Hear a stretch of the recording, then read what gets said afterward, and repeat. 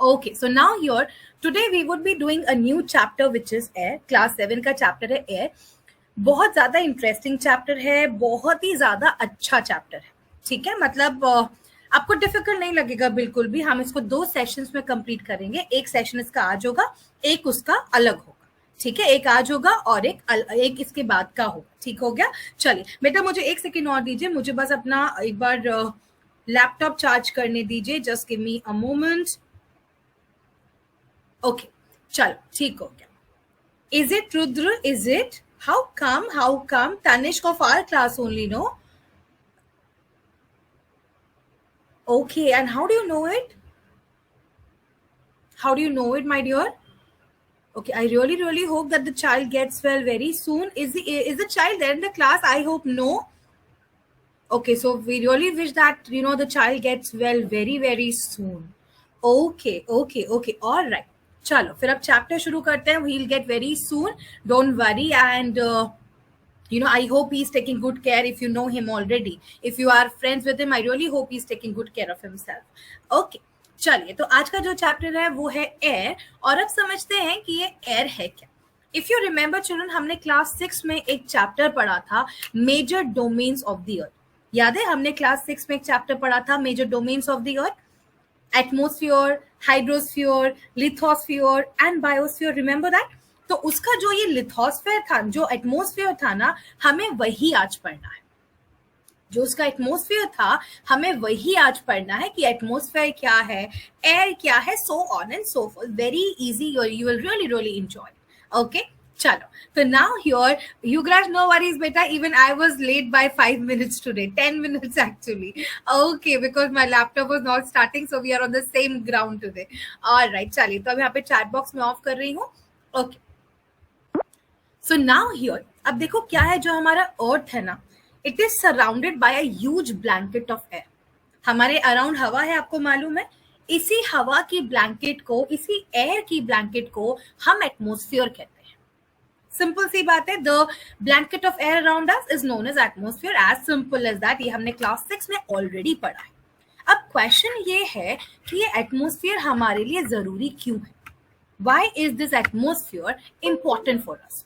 देखो, सबसे पहली बात तो ये है कि यही वो एटमोस्फियर है जो आपको ऑक्सीजन प्रोवाइड करता है.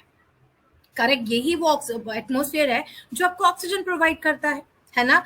और अगर ऑक्सीजन नहीं है तो लाइफ नहीं है.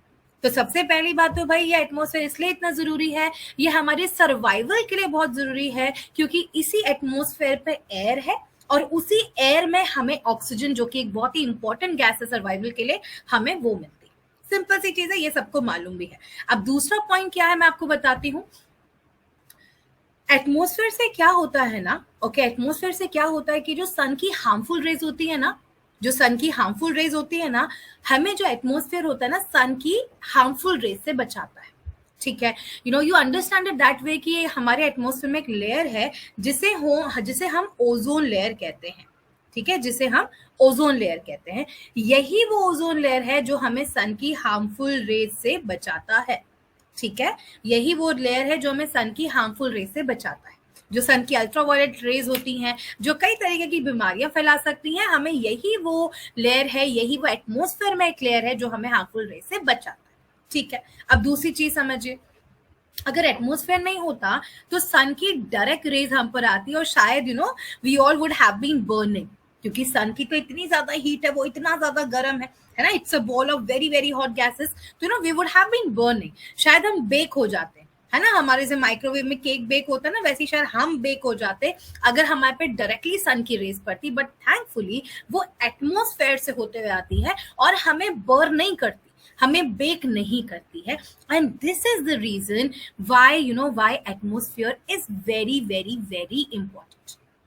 ठीक है, और यही एटमोस्फेयर है जो सन की रेस को एब्जॉर्ब करके रखता है, ताकि रात के टाइम पर पूरा फ्रीज ना हो जाए हम, क्योंकि रात के टाइम सन थोड़ी ना होता है ना. तो अगर सन नहीं है तो हम तो फ्रीज हो सकते हैं. लेकिन यही वो एटमोस्फेयर है जो सन की रेस को एब्जॉर्ब करके रखता है, ताकि रात के टेम्परेचर्स -10, 20, 30 ना चले जाए और हम फ्रीज ना हो जाए. And this is the reason कि जो एटमोस्फेयर है ये हद से ज्यादा जरूरी है. It is very important.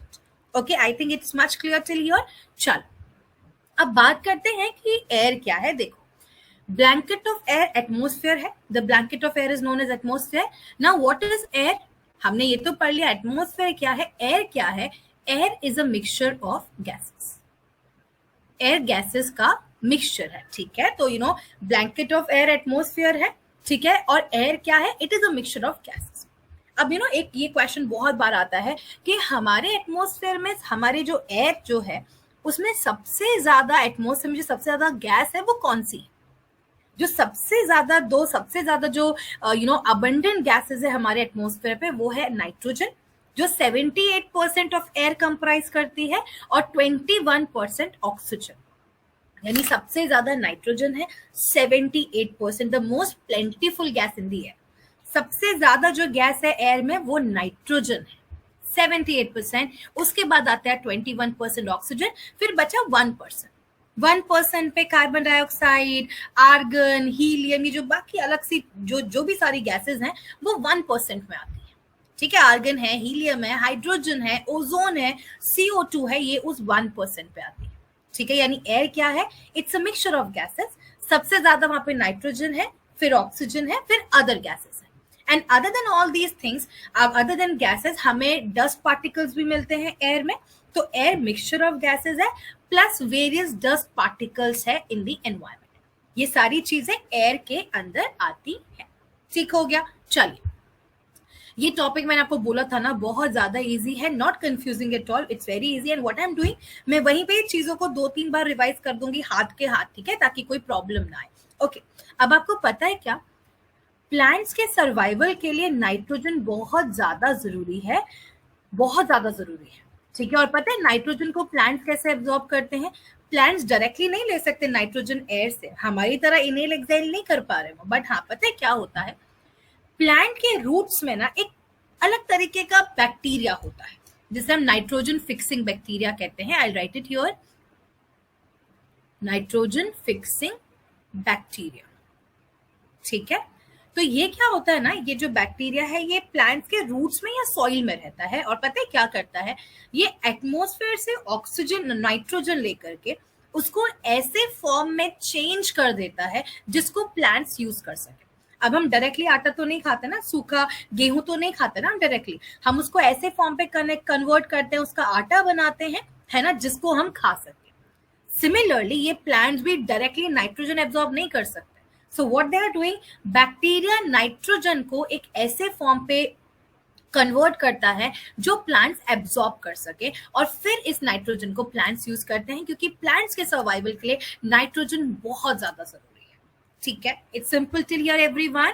कोई डाउट है तो हाथ के हाथ फॉरवर्ड कर दीजिए। अब सेकंड मोस्ट प्लेंटिफुल गैस कौन सी है? ऑक्सीजन है। 78% हमारा नाइट्रोजन रहता है और 21% हमारा क्या रहता है? ऑक्सीजन रहता है। ऑक्सीजन की इंपॉर्टेंस आप सबको पता है, हमने कोविड के टाइम पर अभी देखा कि ऑक्सीजन की क्या इंपॉर्टेंस है ना, कि मतलब इतनी इंपॉर्टेंस है कि एटमॉस्फेयर में होते हुए भी हमें ऑक्सीजन सिलेंडर्स की जरूरत थी, correct.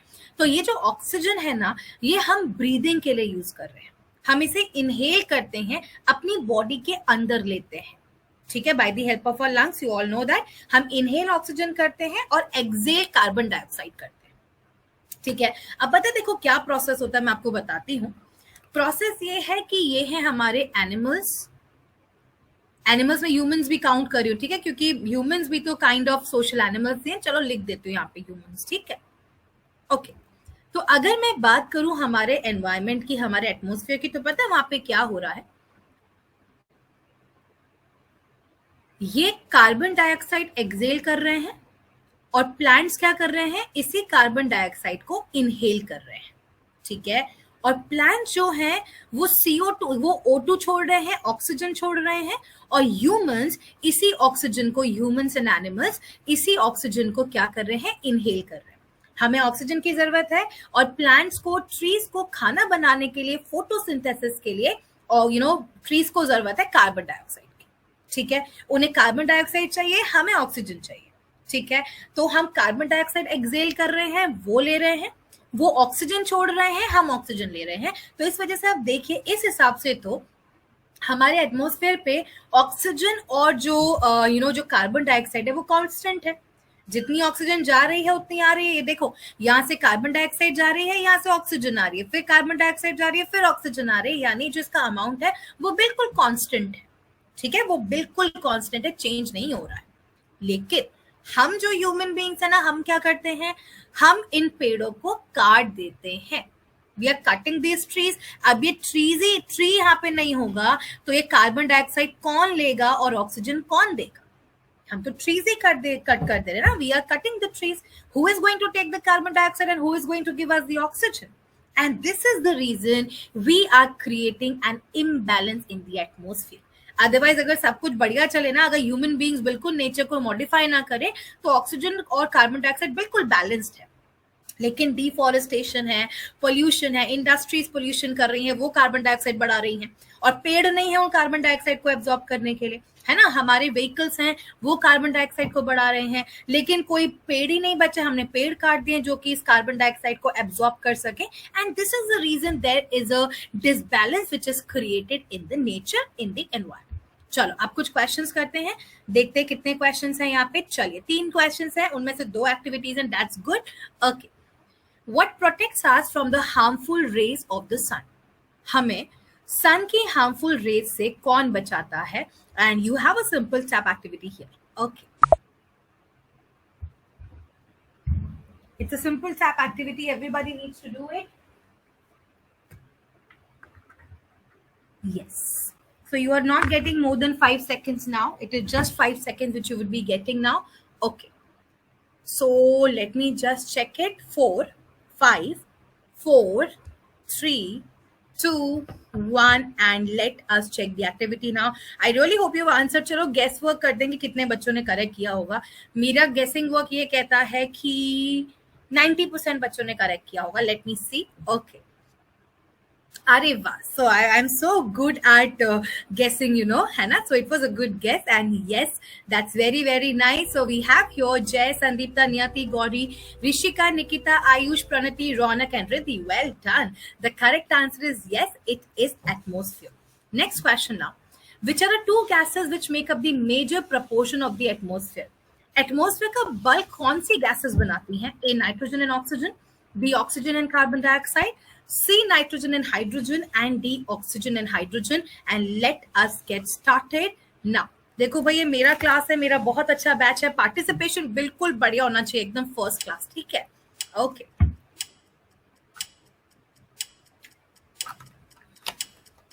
Very nice, very very good यार, दैट्स गुड। 98% तो मार चुके हैं, 100% हो गया, that's lovely, that's very good. और एक बार जरा मैं युगराज का मैसेज पढ़ लूं फटाफट से। Oh wow, very nice Yugraj, I am so happy to hear that. अब इसको और अच्छे से पढ़ दी, फिर मैं आपको दोबारा उस पर रिवर्ट करूंगी। We have Trapti at the top right now. Well done, and the correct answer is A, nitrogen and oxygen. Next question. Which is the second most plentiful gas in the atmosphere? Second most plentiful gas कौन सी है? Simple tap activity है, फिर से आपको text में tap करना है and your time starts now. Okay. Till then you do the question, I would be reading Yugraj's message.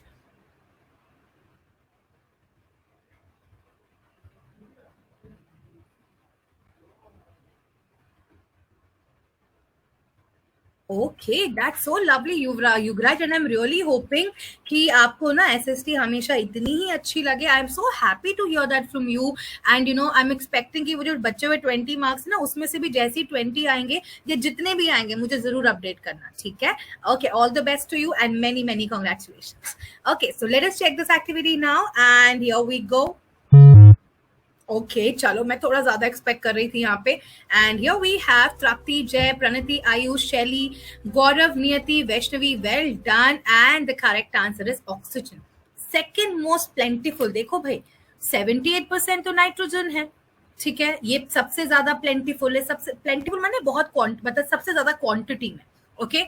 21% oxygen है, फिर 1% बची हुई गैसेस है, तो सबसे ज्यादा ये है, फिर ये है, फिर ये है, इसलिए oxygen is the correct answer. Okay, no worries. चलो अब एक बार लीडर बोर्ड देखते हैं, उसके बाद हम बढ़ेंगे आगे। कंपटीशन बहुत अच्छा चल रहा है हमेशा की तरह. व्यप्राप्ति, जय, ऋषिका, प्रणति, शैली, नियति, रिद्धि, गौरव, गौरी, आयुष, रौनक, शक्ति, मोक्ष, Nikita, Sandipta. Well done. So those are not, there is a leaderboard. Please try your level best. Okay, I want a higher competition in the class. Okay, all the best everybody. चलिए, तो अब चलते हैं कार्बन डाइऑक्साइड की तरफ. Carbon dioxide देखो भाई, अभी तक का आपने ये सुना है कि कार्बन डाइऑक्साइड एक पॉल्यूटेंट है. ठीक है, मतलब अभी तक ना हमने जब भी कार्बन डाइऑक्साइड के बारे में पढ़ा है, हमने हमेशा कार्बन डाइऑक्साइड की बुराई करी. ठीक है, जबकि एक बात मैं आपको बता दूं, कार्बन डाइऑक्साइड हमारे लिए हद से ज्यादा इंपॉर्टेंट है. शायद जितनी इंपॉर्टेंट ऑक्सीजन है ना, उतनी इंपॉर्टेंट हमारे कार्बन डाइऑक्साइड ही है. कार्बन डाइऑक्साइड नहीं होगी तो ट्रीज एंड प्लांट्स नहीं होंगे, क्योंकि वो कार्बन डाइऑक्साइड को यूज करके ही अपना खाना बनाते हैं. वो फोटोसिंथेसिस करते हैं, कार्बन डाइऑक्साइड को यूज करके वो अपना खाना बनाते हैं. उसके बाद ऑक्सीजन रिलीज करते हैं जिसे हम इनहेल कर सकते हैं. तो अगर कार्बन डाइऑक्साइड नहीं होती ना, तो प्लांट्स नहीं होते, शायद ह्यूमन बींग्स भी नहीं होते. तो हम हमेशा कार्बन डाइऑक्साइड की बहुत बुराई करते हैं, लेकिन हाँ, कार्बन डाइऑक्साइड एक बहुत ही इंपॉर्टेंट गैस है, क्योंकि इसके बिना सर्वाइवल पॉसिबल नहीं है. आप समझ रहे हो ना मैं क्या कह रही हूँ. अब दूसरी चीज क्या, ये तो बहुत कॉमन है, आप सबको मालूम है. ठीक है, तो लेकिन क्या है कि अभी मैंने आपको जैसे बताया कि एक परफेक्ट बैलेंस है. ऑक्सीजन जितनी जा रही है उतनी आ रही है, कार्बन डाइऑक्साइड जितनी जा रही है उतनी आ रही है. So there is a perfect balance. But yes, what is happening is we are playing with the environment. Deforestation करें, अब आप इस पेड़ को ही अगर यहाँ से हटा दोगे तो कहाँ से ऑक्सीजन आएगी और कहाँ कार्बन डाइऑक्साइड जाएगी. ठीक है, ये जो ट्रीज है ना, they act as carbon sink. Carbon sink बने, ये सारा कार्बन डाइऑक्साइड एब्जॉर्ब कर लेते हैं. अब आप इतना ज्यादा पोल्यूशन कर रहे हो, इंडस्ट्रीज चल रही है. बिल्कुल आपने देखा था ना, जब लॉकडाउन था अभी कुछ टाइम पहले, अभी भी कई कई जगह पे है, बट जब बिल्कुल प्रॉपर लॉकडाउन था, जो हमारा काम नहीं हो रहा था कोई बाहर, हमारा इन्वायरमेंट कितना साफ था. कुछ जगह ऐसे थी जहां से बहुत पहले हिमालय दिखा करते थे, लेकिन गंदगी के वजह से वो नहीं दिखते थे, पॉल्यूशन की वजह से. But now the people could see, हमारे रिवर्स क्लीन हो गए थे. इतने सारे प्रोजेक्ट गवर्नमेंट चलाती है रिवर्स को साफ करने के लिए, लेकिन वो साफ नहीं हो रहे थे. वो जब लॉकडाउन हुआ, जब ह्यूमन बींग्स ने अपनी एक्टिविटीज को कंट्रोल किया ना, तब जाके हमारा एनवायरमेंट क्लीन होना शुरू हुआ. So what we are doing is, हम एनवायरमेंट के साथ खेल रहे हैं. We are modifying it to a very high extent.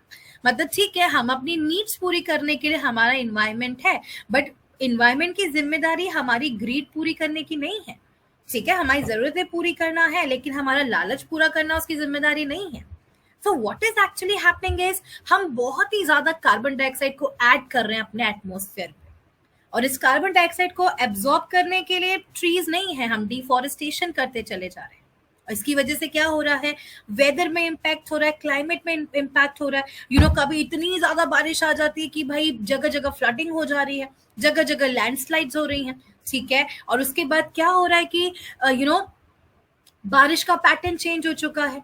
जब बारिश होती थी तब नहीं हो रही है, पूरा मानसून चेंज हो चुका है. गर्मियां हद से ज्यादा बढ़ चुकी हैं, है ना. व्हाई इज दिस हैपनिंग, क्योंकि हम ये सब कर रहे हैं. We are responsible for it, nobody else is. It is we who are responsible. Okay, अब now there is one thing. अच्छा हाँ, the city was on air for the starting 10 minutes today. Okay, तो आज का ना, तो बीच का 5 minute हम गायब करेंगे. So she would talk to you towards the end. Would that be okay Sulagna ma'am? I hope it is okay for you. Riddhi बेटा, मैं अभी पढ़ती हूँ आपका मैसेज. ठीक है, मैं जब क्विज स्टार्ट करती हूँ तब पढ़ती हूँ. Thank you so much Sulagna ma'am. Okay, अब ना मैं आपको एक चीज बताऊंगी. मतलब इट्स अ कॉन्सेप्ट, शायद बहुत बच्चों ने मुझसे इस बारे में सुना भी होगा मेरी मास्टर क्लासेस के टाइम पे, but I would love to clear it here. ठीक है, 2 चीजें होती हैं. एक होता है ग्रीन हाउस इफेक्ट्स, ओके, और दूसरी चीज होती है ग्लोबल वार्मिंग. ठीक है, दूसरी चीज होती है ग्लोबल वार्मिंग.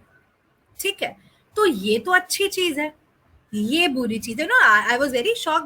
मतलब आपकी एज की नहीं, जब बड़े बड़े लोगों से अगर पूछा जाए ना, तो वो कहते हैं कि ग्रीन हाउस इफेक्ट तो बहुत ही बेकार चीज है, उसने हमारे इन्वायरमेंट को खत्म कर दिया, ये कर दिया, वो कर दिया. नहीं, ऐसा बिल्कुल गलत है. ग्रीन हाउस इफेक्ट हमारे लिए बहुत ज्यादा जरूरी है. जब ये ग्रीन हाउस इफेक्ट बहुत ज्यादा बढ़ जाता है, तब होती है global warming. Green house effect बुरा नहीं है, ग्लोबल वार्मिंग बुरी. हम हमेशा कहते हैं ना, किसी भी चीज की लिमिट तक हर एक चीज अच्छी होती है, अनलिमिटेड चीज कुछ भी अच्छी नहीं होती है. करेक्ट. तो वैसे ही ग्रीन हाउस इफेक्ट एक अच्छा फिनोमेना है, एक बहुत ही इंपॉर्टेंट फिनोमेना है. लेकिन जब ये हद से ज्यादा हो जाता है तो क्या होता है, तब हो जाती है ग्लोबल वार्मिंग। अब मैं आपको इसको एक्सप्लेन करूंगी। ये सन की रेज है, ठीक है, ध्यान से सुनेगा, these are the rays of the sun, correct, ठीक है, ये सन रेज। सन रेज दिन के टाइम पे तो आएंगी, रात के टाइम पे नहीं आएंगी। मतलब चलो गर्मियों की बात करते हैं, अगर दिन में सन रेज आ रही हैं और लेट सपोज 40 डिग्री हमारा टेम्परेचर है, 40 डिग्री सेल्सियस, ठीक है, अब रात के टाइम पे तो सनरेज आ ही नहीं रही है। इसका मतलब रात के टाइम पे तो टेम्परेचर को हर गर्मियों के दिन में रात के टाइम पे टेम्परेचर को -10 से 0 डिग्री सेल्सियस हो जाना चाहिए, है ना, क्योंकि सनरेज तो है ही नहीं, है ना। सनरेज कहाँ है, जब सनरेज होंगी तभी तो गर्मी पड़ेगी। अगर सनरेज ही नहीं है तो गर्मी कहाँ से पड़ेगी। तो रात को रोज टेम्परेचर -10 से -0 हो जाना चाहिए। बट क्या ऐसा होता है, डज इट हैपन कि रात के टाइम पे इतना ठंडा हो जाता है कि हमें बिल्कुल बिल्कुल जैकेट्स 10-12 जैकेट्स पहननी पड़ती हैं और बिल्कुल हीटर वीटर चलाने पड़ते हैं हर समय। ऐसा होता है क्या every night in the summers? Does it happen? No, it doesn't happen. You know why? I tell you why does it happen. Why does it not happen? It doesn't happen क्योंकि हमारे पास ग्रीन हाउस इफेक्ट। पता है green house effect क्या करता है? जब दिन के टाइम पे सनरेज आ रही है ना, तो पता है क्या करता है, जो हमारी अर्थ होती है वो इस सनरेज को रेडिएट करती है। आपको मालूम होगा जैसे सनरेज आ रही है तो उनको रेडिएट करे, ठीक है, जैसे सनरेज इधर आई और ये ऐसे रेडिएट हो गई, हमारा अर्थ का सरफेस रेडिएट करता है, ठीक है। अब पता है क्या होता है, जो हमारे एटमॉस्फेयर में ग्रीन हाउस गैसेस है ना, जैसे CO2 कार्बन डाइऑक्साइड, ये ग्रीन हाउस गैसेस पता है क्या करती हैं, उन सन की रेस को एब्जॉर्ब करके रखती हैं, उन सन की रेस को एब्जॉर्ब कर लेती हैं, उन्हें कहीं जाने नहीं देती, ठीक है। अब पता है क्या होगा, अब धीरे धीरे धीरे रात के टाइम जब सनरेज नहीं होंगी तो ये इन सनरेज को धीरे धीरे रिलीज करेगा एटमॉस्फेरिक गैसेस, ये ग्रीन हाउस गैसेस धीरे धीरे इस सनरेज को रेडिएट करे। और इससे पता है क्या होगा, हमारा जो टेम्परेचर है रात का या ठंडियों का, वो इतना ज्यादा ठंडा नहीं होता है कि हम जी ना पाए, और हमारा जो टेम्परेचर है ना वो हमेशा मेंटेन्ड रहता है। समझ रहे हो मेरी बात को? क्या हो रहा है, सनरेज एब्जॉर्ब हो जा रही है, मतलब सनरेज को ना ये जो ग्रीन हाउस गैसेज है ये भागने नहीं देती। So it is something like कि देखो मैंने आज खाना ऑर्डर किया, ठीक है, और मुझे पता है कि रात को मैं खाना नहीं बनाऊंगी या मेरे पास टाइम नहीं, तो मैंने क्या करा, उस खाने को फ्रिज में डाल दिया कि रात के टाइम पे जब मुझे भूख लगी होगी, जब खाना नहीं होगा तो मैं फ्रिज से निकाल के उस खाने को खा सकती हूँ। तो मैंने क्या किया, मैंने उस खाने को स्टोर करके रख दिया दिन के टाइम पे ही, ताकि रात के टाइम पे जब खाना नहीं होगा मैं उस खाने को यूज कर सकती हूँ। सिंपल सा कॉन्सेप्ट है। सिमिलरली इन सन रेज को एब्जॉर्ब करके इसलिए रख लिया, इनको जाने नहीं दिया, भागने नहीं दिया, ताकि रात के टाइम जब सनरेज ना हो, जब खाना ना हो, तो इन सनरेज को धीरे धीरे रेडिएट किया जाए, इस हीट को धीरे धीरे रेडिएट करा जाए और हमारी अर्थ के टेम्परेचर को मेंटेन किया जाए, और यही ग्रीन हाउस इफेक्ट है। This is what is greenhouse effect, and it is caused by the gases, the greenhouse gases like carbon dioxide. But जब ये greenhouse effect जब हद से ज्यादा हो जाता है, टेम्परेचर को मेंटेन करना है, टेम्परेचर को बढ़ाना नहीं है, बट ये ग्रीन हाउस इफेक्ट जब इतना ज्यादा हो जाता है कि टेम्परेचर मेंटेन होने की जगह हद से ज्यादा बढ़ जाए, मतलब खुद सोचो ना, अभी इतनी कार्बन डाइऑक्साइड है वो सन की रेस को एब्जॉर्ब कर रही है, ठीक है, सन की हीट को एब्जॉर्ब कर रही है। अब इतनी कार्बन डाइऑक्साइड होगी तो क्या होगा, सारी की सारी सन रेज एब्जॉर्ब हो जाएंगी, और क्या होगा पता है, our planet will become very hot, extremely hot, हमारा प्लैनेट वार्म हो जाएगा, and this is what is known as global warming. आपको मालूम है कि अभी क्लाइमेट चेंज हो रहा है, और क्लाइमेट कैसे चेंज हो रहा है पता है, हमारे अर्थ के एवरेज टेम्परेचर्स बढ़ जा रहे हैं, हमारी अर्थ गर्म हो रही है, this is what is known as global warming. So green house is very important, okay, it is very important, but when it becomes too much, जब ग्रीन हाउस गैसेस, क्योंकि देखो क्या हो रहा है, पोल्यूशन हो रहा है, you are using automobiles, you are using industries, बहुत सारी चीजों के थ्रू हम क्या कर रहे हैं, हम इन ग्रीन हाउस गैसेस को अपने एनवायरमेंट में डाल रहे हैं। पहले ग्रीन हाउस गैसेस इतनी थी, अब हमने इतनी ग्रीन हाउस गैसेस कर दी, तो सब अपना अपना काम करेंगी ना, every gas will do its work, every quantity of gas. So what is happening, temperature maintain होने की जगह टेम्परेचर बहुत ज्यादा बढ़ जा रहे हैं। Why? Because of increasing level of greenhouse gases like carbon dioxide. And this is what is known as global warming. So greenhouse effect is an important phenomena Okay, greenhouse effect is an important phenomena, but yes, global warming is something very, very bad because it is raising the average temperature of our earth, of our globe. ठीक है, अब question पता है क्या आता है exam में? Question ये आता है, what is global warming? I know that you can write the increase in the average temperature, the increase in the temperature of the earth due to the rising level of greenhouse gases like carbon dioxide. I know you can do it. But इस global warming के effect क्या है? मतलब इस global warming के effect इतने बुरे हैं कि यू वोंट बिलीव कि कई सारे जो अभी तक का जो ग्लेशियर वाले एरियाज थे ना, कई सारे जहां पे अभी तक का बड़े बड़े पोलर बेयर्स होते थे, तुम्हें पता है क्या उनके पास पोलर बियर्स कहाँ रहेंगे? पोलर बेयर्स कहाँ रहेंगे? They will live in the ice sheets में रहेंगे. बट आपको पता है क्या हो रहा है? आइस शीट्स ना मेल्ट होती चली जा रही हैं. उन पोलर बियर्स के पास रहने की जगह नहीं बची. ये जो आइस शीट्स हैं, जो ग्लेशियर्स हैं, ये क्या होते जा रहे हैं आपको पता है? ये सारे कुछ मेल्ट होते जा रहे हैं. ये सारे कुछ मेल्ट होते जा रहे हैं और इसकी वजह से क्या हो रहा है? वो जो आइस शीट्स हैं वो मेल्ट हो जा रही हैं, ग्लेशियर्स मेल्ट हो जा रहे हैं, हमारा सी लेवल बढ़ जा रहा है क्योंकि पानी मेल्ट हो गया ना, सी लेवल बढ़ जा रहा है. और जब ये सी लेवल बढ़ेगा तो क्या होगा? फ्लडिंग होगी, बाढ़ आएगी, फ्लडिंग होगी. दूसरी चीज पता है क्या?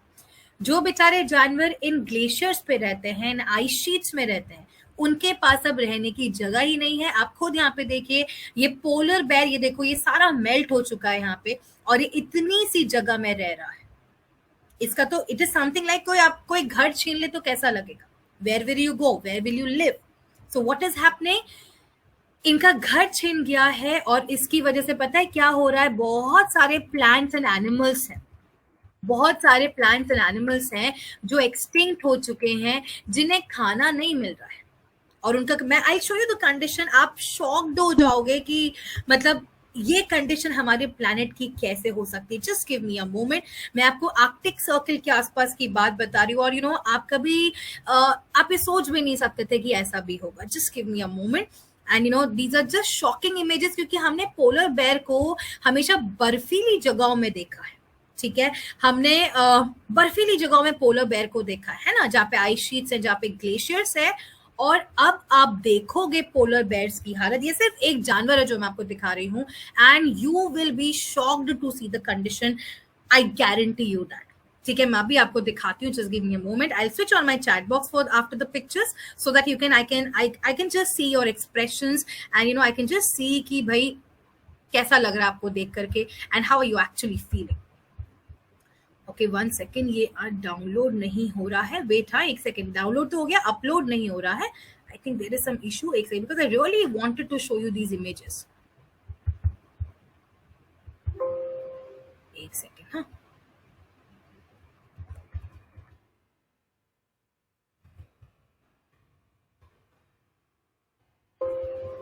चलो मैं भी फिर से ट्राई करती हूँ. मतलब literally you will literally get shocked that what is actually happening. It is such a sad state of environment. हाँ, अभी देखो, ये दिखाती हूँ मैं आपको. अब हो गया ये डाउनलोड. ये देख लो, ये है पोलर बेयर.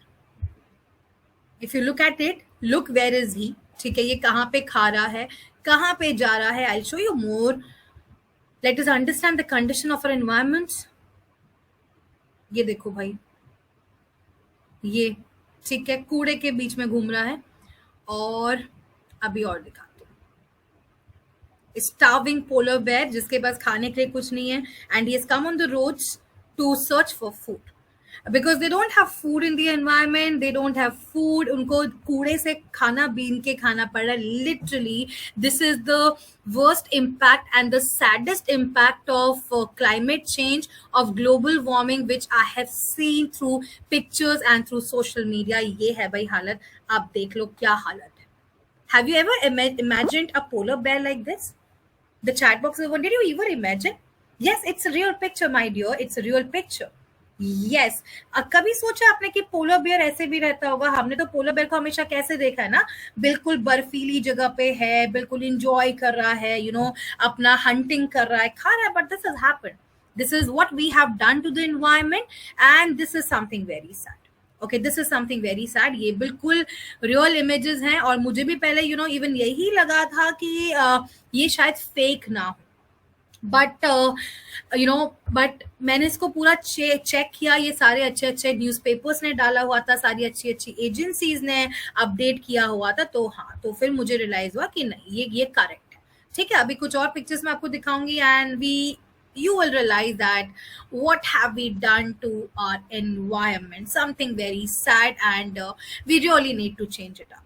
Okay, मैं कुछ और पिक्चर्स आपसे शेयर करती हूँ। हाँ, वही मैंने बोला ना, कभी मैंने भी नहीं इमेजिन किया था कि ऐसा भी कुछ हो सकता है। I literally never imagined it.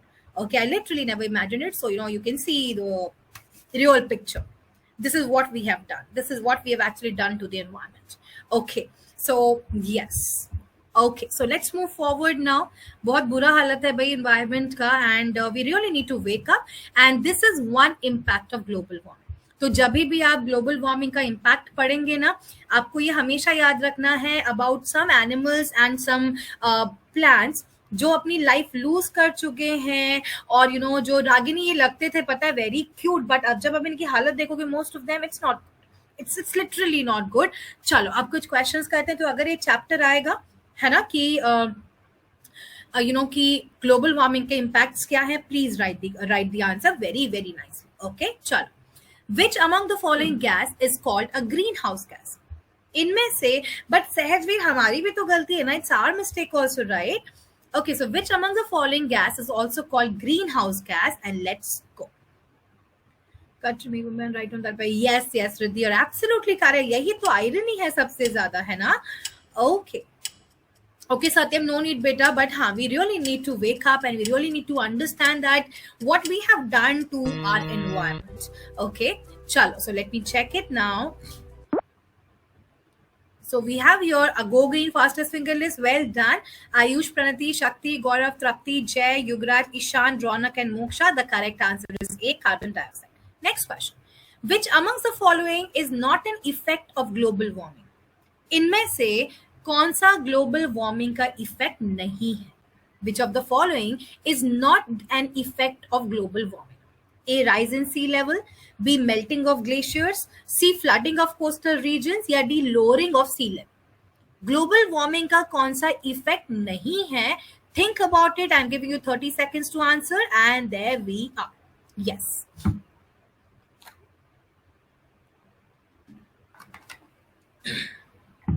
कौन सा एक इम्पैक्ट नहीं है ग्लोबल वार्मिंग का?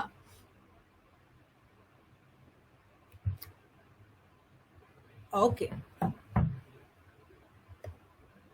10 seconds बचे हैं, अभी 5% बच्चे और बचे हुए हैं. I am expecting more answers, more responses. Let's see कितने बच्चे आंसर करते हैं, because I am actually expecting 100% participation right, but 95 पे स्टॉप हो गया हम यार. Not good, not that good. Okay, so we have here, okay, so we Gaurav, Trapti, Pranati, Jay, Ayush, Dibjyoti, Sandeepta, Ronak. Well done. The correct answer is D.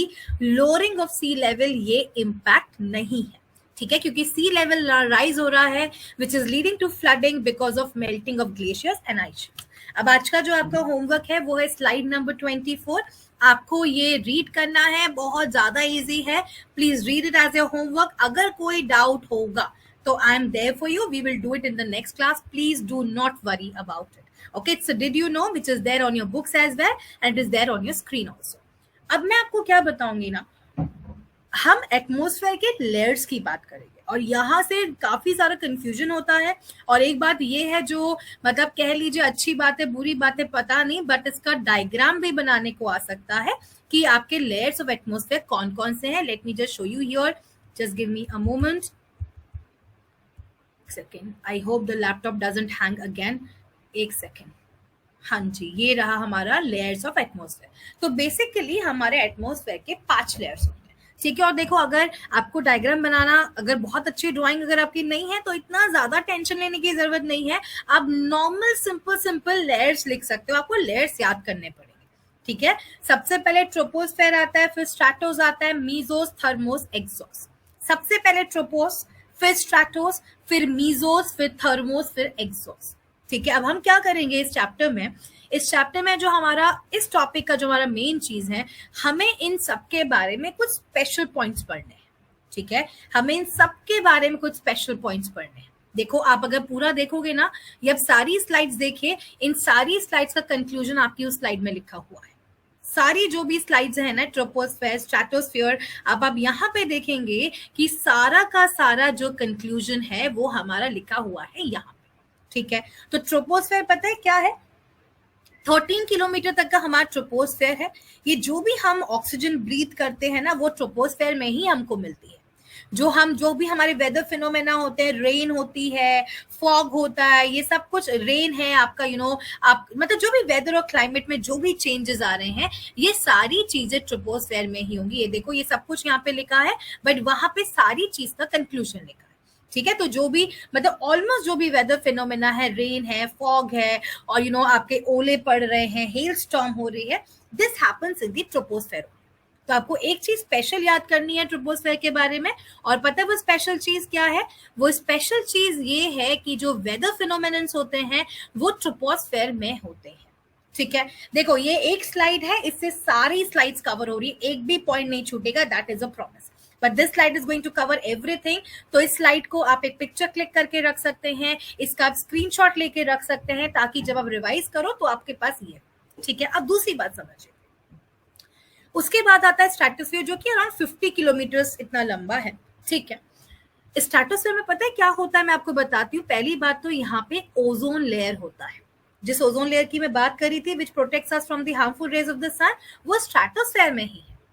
तो stratosphere हमारे लिए इसलिए इतने ज्यादा इंपॉर्टेंट है बिकॉज यहाँ पे ozone layer है, और यही ओजोन लेयर हमको सन की हार्मफुल रेज से बचाते हैं। देखो मैं आपको साथ के साथ लेके चल रही हूँ, ये पॉइंट हमने कर लिया है, ठीक है।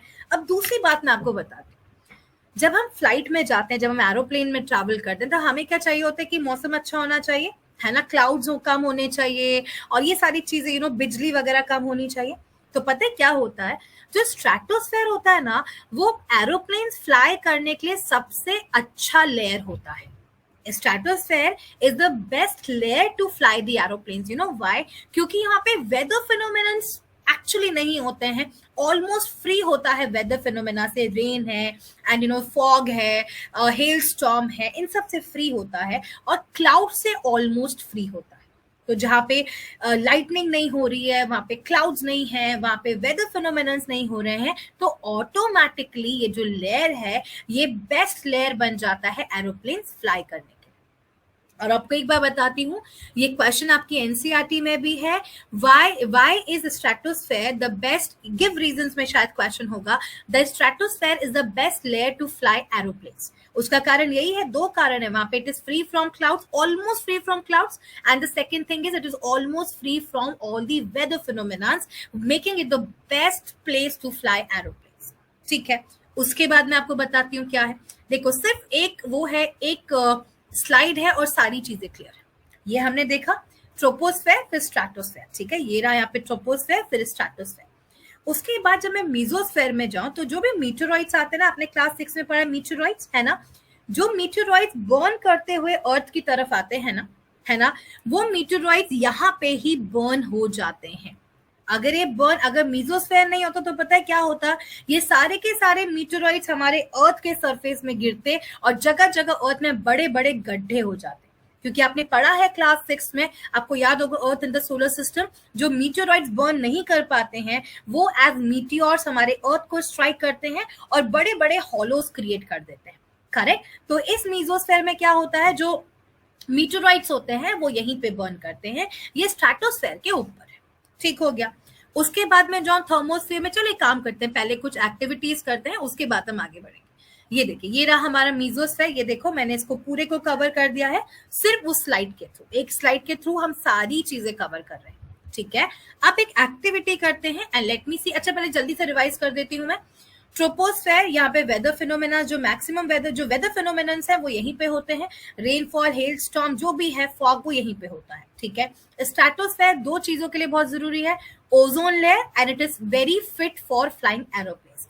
मीजोस्फेयर इसलिए जरूरी है क्योंकि वहां पे मीटेरॉइड्स बर्न होते हैं एंड वो एज मीटियोर्स अर्थ तक का नहीं पहुंच पाते और हमारे अर्थ में हॉलोज क्रिएट नहीं करते, ठीक है। तो वहां पे मीटेरॉइड्स बर्न होते हैं। अब आप करते हैं कुछ questions, okay.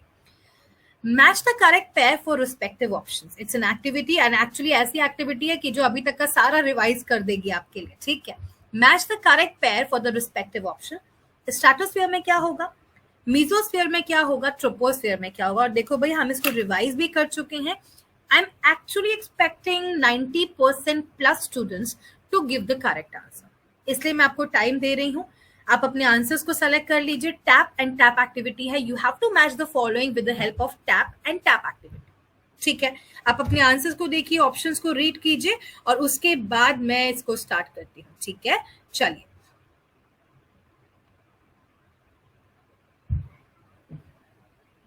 Okay. So let me start it now. Okay, so let's go here.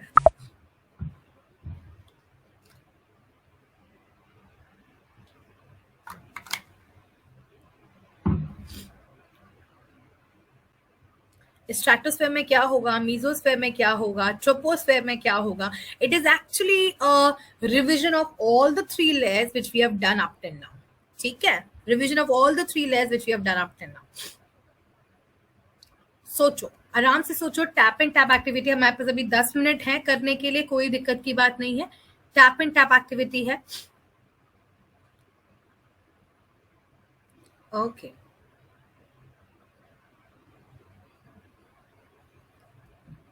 Stratosphere, mesosphere, troposphere.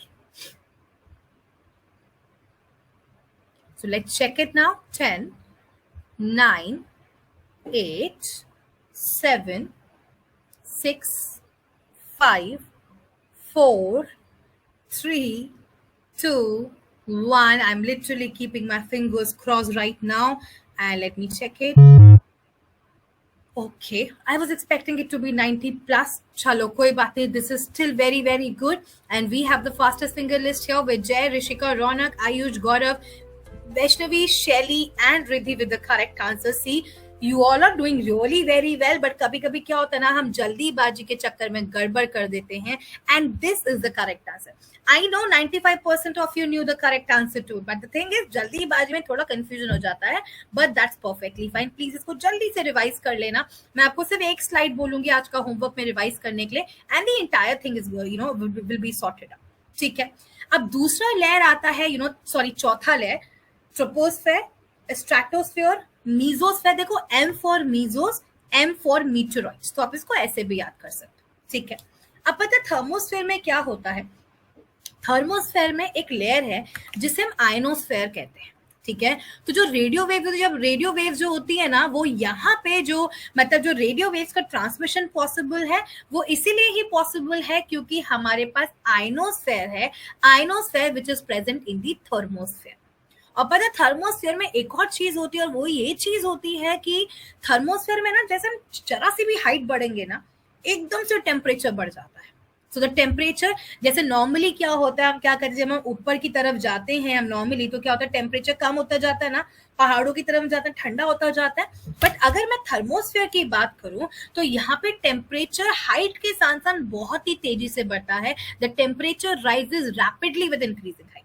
और दूसरी चीज यहाँ पे क्या याद रखने वाली है कि ये आपको रेडियो ट्रांसमिशन में हेल्प करता है क्योंकि यहाँ पे आयनोस्फेयर प्रेजेंट है. ठीक है. उसके बाद लास्ट आता है हमारा एग्जॉस्फेयर. ये अपर मोस्ट लेयर है, इसे हम एग्जॉस्फेयर कहते हैं. यहाँ पे क्या होता है, ये बहुत ही पतला सा एयर का लेयर है और यहाँ पे जो हल्की सी गैसेस होती है जैसे हीलियम है, हाइड्रोजन है, वो यहाँ से स्पेस की तरफ जाती है. ठीक है. यहाँ तक एग्जॉस्फेयर है. एग्जॉस्फेयर बिल्कुल पतला सा लेयर ऑफ एयर है. यहाँ पे लाइट गैसेस होती है, हीलियम एंड हाइड्रोजन, और यहाँ से वो स्पेस में जाती है. They flow into the space from the exosphere. Exosphere last है, ट्रोपोस्फेयर फर्स्ट है. ठीक है. आप देखो ये स्लाइड, और हमने ये फिर से सारी चीजें रिवाइज कर ली. ठीक है. ये 3 तो हमारा बहुत अच्छे से क्लियर था थैंकफुली. उसके फिर से मैं थर्मोस्फेयर आपको बता रही हूँ. यहाँ आयनोस्फेयर है which helps in radio transmission, और एग्जॉस्फेयर क्या है, लास्ट लेयर है, जिसके बाद जहां से जो लाइट गैसेस हैं लाइक हीलियम एंड हाइड्रोजन, वो स्पेस की तरफ चली जाती हैं. They flow into the space from the exosphere. ठीक है. आपका एक और दूसरा होमवर्क है. एक तो वो डिड यू नो था. दूसरा होमवर्क ये है कि आपको इस स्लाइड को रिवाइज करना है. Revise this slide. Okay, just this slide and all the layers will be completed. ये रही बेटा सुमंगना एग्जॉस्फेयर वाली स्लाइड आपकी. ओके ये आपकी एग्जॉस्ट है वाली स्लाइड है. अब कुछ क्वेश्चंस करते हैं and then we will stop here, क्योंकि टॉपिक तो बहुत बचे हैं. अभी हमारा वेदर एंड क्लाइमेट भी बचा है, काफी चीजें भी बची, but it's okay, will do it in the next class. I don't need to हमें भागना नहीं है अभी. और हाँ, स्टार्टिंग के हमारे 5 मिनट जरूर वेस्ट होते हैं. Instead of starting it at 6:20 I started it at 6:25, but पता है क्या, I told you we will be compensating. हमने सुलग्ना मैम से थोड़ा सा टाइम लेकर के 5 मिनट लेकर उसे कॉम्पनसेट कर लिया. तो because she took the time in the beginning, so we compensated it some way. तो no time was wasted. Okay, no studies were wasted. Normally भी मैं इतना ही पढ़ाती, इससे आगे नहीं पढ़ा पाती. You know my speed already. Okay. In thermosphere, what happens to the temperature with increasing height? Thermosphere में टेम्परेचर को क्या होता है हाइट के साथ? A, temperature rises rapidly. B, temperature decreases. C, temperature remains constant. And D, none of these. क्या होता है टेम्परेचर के साथ थर्मोस्फीयर में? And let's get started. And thank you so much Sulagna ma'am for returning my 5 minutes, and everything went on very smooth even after the technical issues. I am so thankful to you. Thank you so very much. Okay. All right, participation 94%, कम से कम 98% होना चाहिए, right? So we have here Trapti, Dibjyoti, Gaurav, Shakti, Ronak, Riddhi, Ayush, Abhishek. Well done. The correct answer is A, temperature rises rapidly. Next question. Thank you so much. Thank you so much, Sulagna ma'am. You too are. Thank you so much. Which is the uppermost layer of atmosphere? A, troposphere, B, mesosphere, C, stratosphere, या D, exosphere? The uppermost layer of atmosphere, and let's go. Okay, the uppermost layer of atmosphere, सबसे ऊपर. सुमग्ना ने ना मुझे मतलब सुमग्ना ने बहुत अच्छा रिवीजन करा इस क्वेश्चन के लिए, unknowingly, right? Okay. Okay, 5% बच्चों को क्या हुआ है? Where are they? Are they having their tea, coffee or something? Okay, so we have a beautiful fastest finger list here.